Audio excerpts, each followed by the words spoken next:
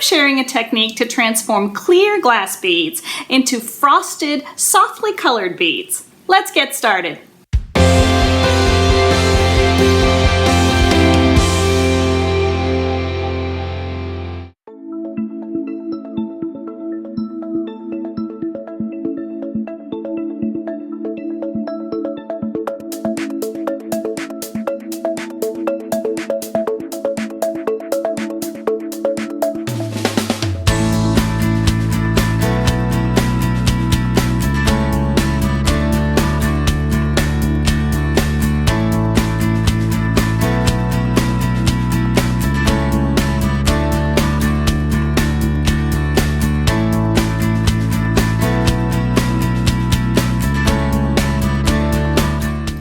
So the first step is going to be to transform these shiny glass beads. You see that they're really sparkly and almost glittery, but that's not the effect that I want. So I'm going to place them in a plastic container, and it is important to use plastic so that the etching liquid does not etch the glass that you're working in. Just drop them in the bottom. And then I'm using Etchd's Dip and Etch liquid. This is reusable, which is one of the things I love about it, and it works really well. And I'm just going to pour enough in to fill the bottom of the container and cover those beads. And then I'm going to wait 15 minutes, and I will come back and we'll proceed. After the 15 minutes has passed, I'm going to go ahead and remove those beads from the dip and etch. To do that, I'm using a plastic spoon, and I'm going to put them into the other plastic container.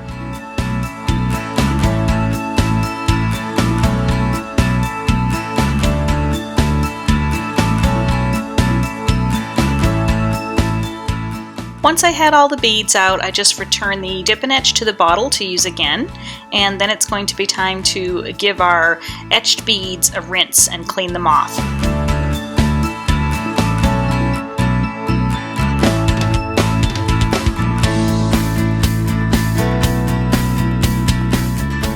So I took the container with the beads in it at this point and put some water in, and you see that it's got these little sparkly effects in there, and that just came off the beads themselves. They seem to have a little touch of leafing in them perhaps, but that's not going to affect the finished beads.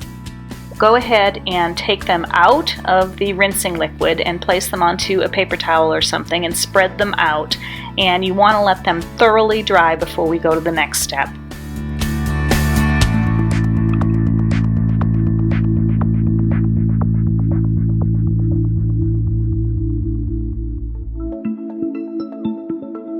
So now that they're dry, you can clearly see the difference in the ones that I etched versus the ones that we started with that were really shiny. At this point you can use them just as they are, but I wanted to try to color them.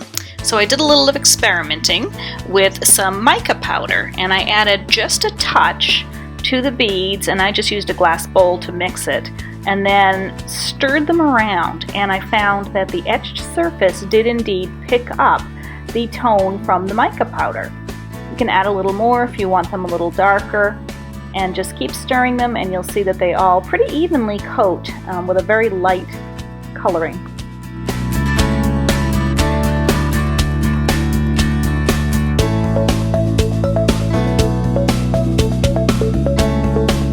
To seal them and keep the powder from rubbing off, I placed them into a little foil tray and sprayed them with some matte finish sealer.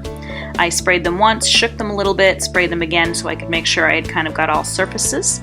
Let them dry thoroughly, and then you're ready to proceed. To make the pendant, I'm using some purple polymer clay that I've conditioned and then rolled to a thin, smooth sheet. It's a little more than 1/8 of an inch thick, and I'm going to silk screen it. I'm going to put my silk screen on and give it a little press, and I only need enough of the clay silk screen to fit the size of the circle cutter that I'm going to use. So that's why I'm not doing all of the clay. To do the silk screening, I'm using Glamour Dust, and I'm using the ice crystal. It's actually going to dry pretty much clear, but it'll have a little tiny sparkle in it, and it will add a little bit darker shading to the purple in the silk screen pattern. just place some paint onto the silkscreen and use a stiff-edged, either a squeegee like this, or you can use an old gift card, and give it a smooth scrape along the surface, and you have a beautiful silk screened pattern. I'm going to let this dry completely before I proceed to the next step.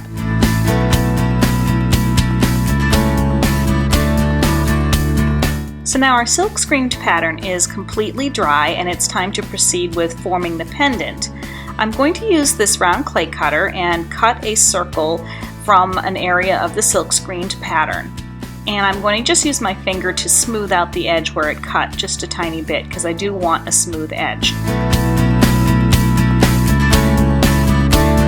Place the circle with the silk screen side down and the matte side up onto your parchment paper, and take and use your fingers to gently begin to ruffle one side of that circle. I'm lifting it upwards as I do because I'm making almost a bowl shape where it's going to hold these beads.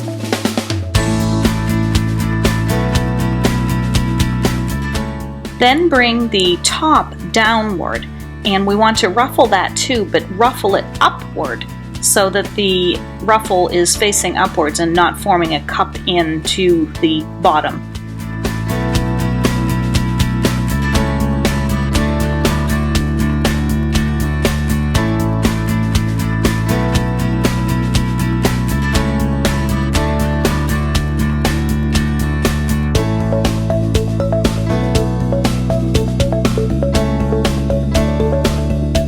Going to leave an opening in the top of the fold to put the cording through when we're finished. And I'm also I pulled up the sides a little bit to give it a little more shape and form.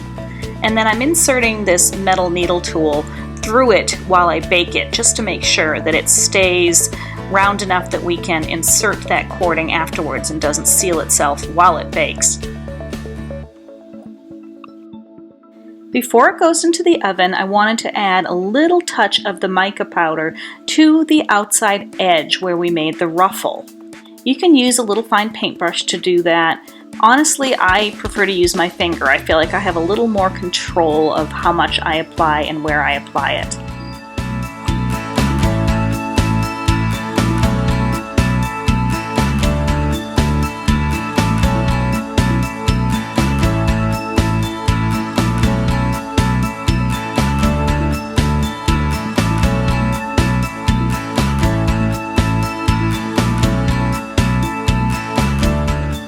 Now it's time to bake it according to the manufacturer instructions. I do place my polymer clay onto a piece of foil before I bake it, and then I bring the top of the foil over and tent it a bit before I bake it. This helps prevent some scorching, etc. Now that it's baked and fully cool, I've removed that needle tool, and it's time to add our frosted bead filling. I used Judykin's diamond glaze to hold the beads in place. I filled in the area I wanted to cover and sprinkled in the beads and gave them a gentle press to adhere them.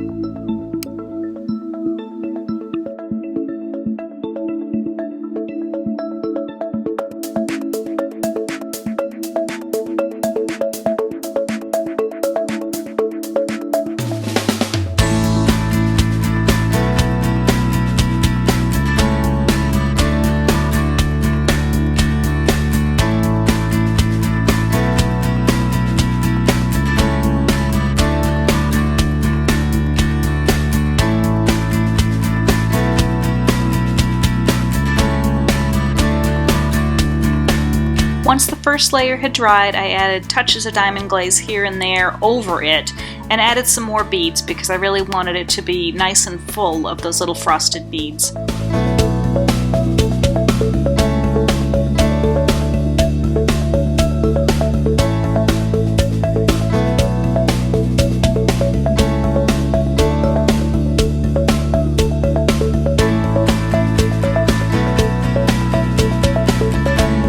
Once everything is dry, go ahead and add some satin cording to hang the pendant and the closure that you choose to use.